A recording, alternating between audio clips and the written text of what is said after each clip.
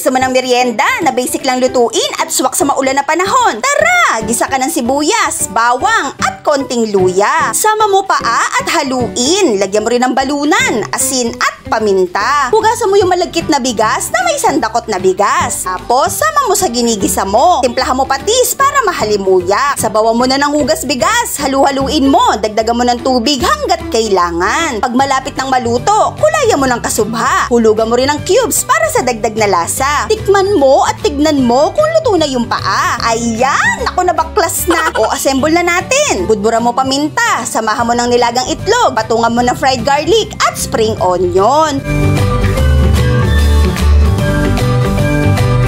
Ternohan mo pa ng tokwa, baboy, sibuyas, sili at tinimplahang suka toyo. Nako, sinasabi ko sa'yo, talagang mapaparami ka. At ito na ang malinamnam na lugaw with tokat baboy ni Nanay.